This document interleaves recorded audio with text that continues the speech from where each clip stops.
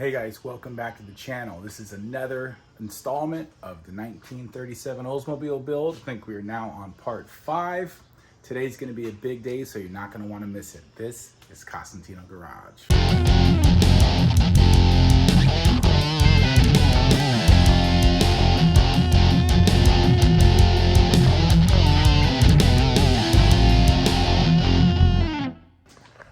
All right guys, got a big shipment in today from TCI. 2 guesses, but you're only gonna need one on what's in the box. Yep, transmission is here. And it's still in its birthday suit. We'll get her out, undressed, and take a look at the goods. We also got everything that goes with this bad boy. We got the torque converter, kick down cable, we got the trans cooler with the fluid, and of course you can't do it without the good old dipstick. All fresh, shiny, and pretty.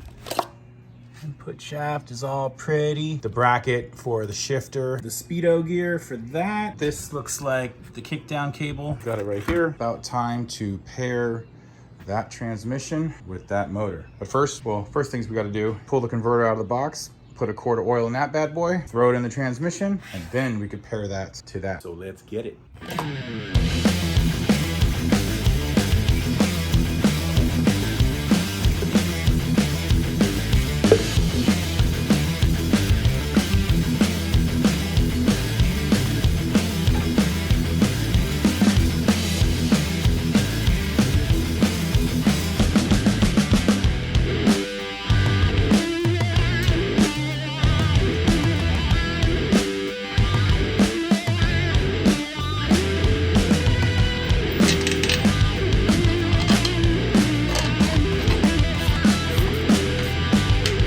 Okay, transmission is mated with the small block torque converter bolt bolted in to the flex plate, dipstick in because it had the bracket that mounted in for the motor, so I put that in. These are also a pain in the ass to put in when it's in the car because you have to press down so hard and it's a tight area. Now we are ready to throw all this in there. Let's get it. Got the motor set somewhat in place. Obviously, I'm going to have to make custom motor mounts for the front. It has these welded in from a previous owner that had it mounted some weird way. Not sure how the hell that person did it, but I have the mounts that go here and it's like drastically off. We're gonna have to have a rod going at a crazy angle, which is not ideal. So what I'm gonna do is either cut this off or I could just come off of this frame here with a nice metal plate and have it bend up and over and have it bolt into that. So a nice solid, basically like a motor plate, run one on each side, and that should be more than strong enough to handle this. So underneath here with the transmission, I did make a little custom transmission cross member and got that bolted up with the transmission mount. Everything is good. So we get the motor set in place where we want it. Then we could measure for the drive shaft, which in this car, it goes right through the frame hole there to the rear end there. So we have to get that measurement and get that sent off so we could get a drive shaft made. But before that could happen, let's get this motor mount made. Let's get it. So obviously before setting up motor mounts, you want to make sure that the motor is properly set where it needs to be, and took some maneuvering, pieces of wood, small jacks, jack stands, still on the engine cradle as you could tell. But with some maneuvering, as you can see, we are level. And the motor tilt, we want at about 2 degrees, and we are just about there. We're like 1.5 degrees. I would call that good enough.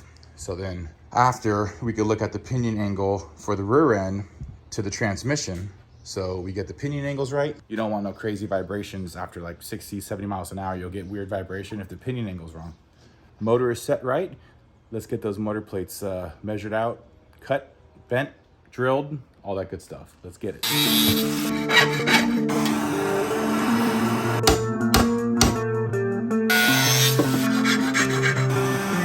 Okay, here's what we got for the first piece made. And as you can give you an idea of how it's gonna go, this goes in like that.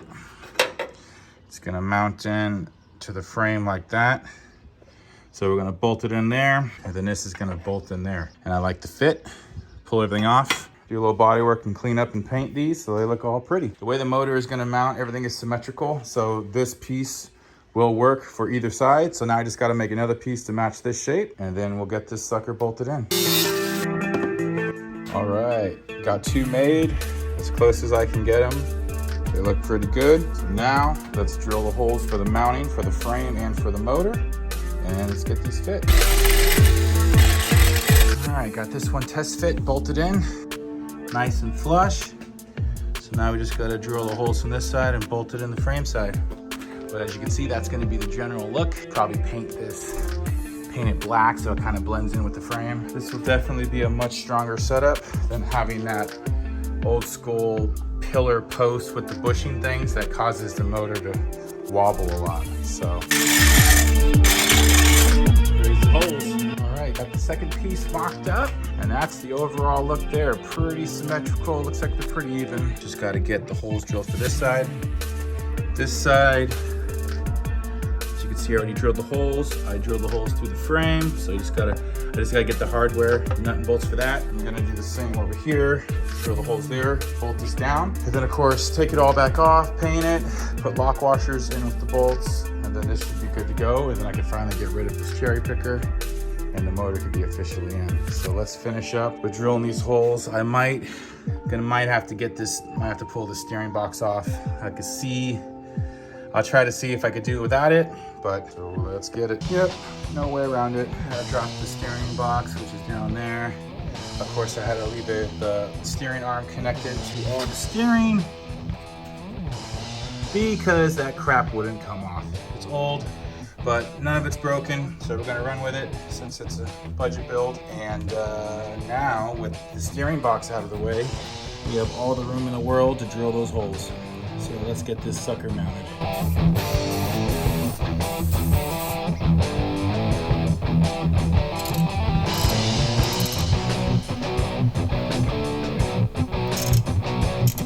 Okay, finished product. Motor is in, leveled, mounts are secured. Bolted back there. Got the steering box and all the steering linkage all back together.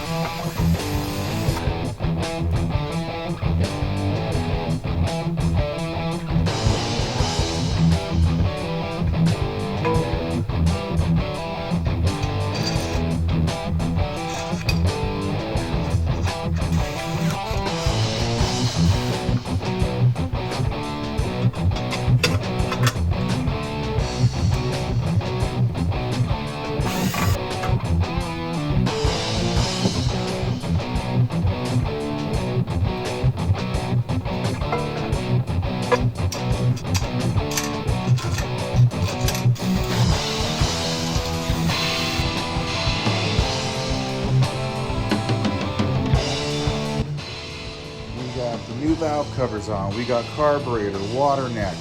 We would have had the distributor in, but we have this huge HEI distributor, which is not going to work in this application due to tight clearances. So we're going to run a traditional distributor with a coil.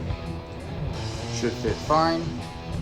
Everything is mounted, leveled, looking great, but we still got a ton more things to do. Still got headers coming. I'm going to slap those on before I start putting body panels back on because I want as much room as I can, make it easier on myself. We still gotta put in the gas tank. I still gotta see if it leaks, but you know what? We'll cross that bridge when we get to it. Install the gas tank. We have the straps for that. I gotta see if the radiator is good, see if that leaks. Still got to run fuel line, fuel pump, fuel filters, get all that ran through the car. And then maybe we can start putting body panels on, and then start onto the wiring, which is gonna get us one more step closer on getting this bad boy fired up. But that's all gonna be in the next episode, so you're not gonna wanna miss it. This is Constantino Garage.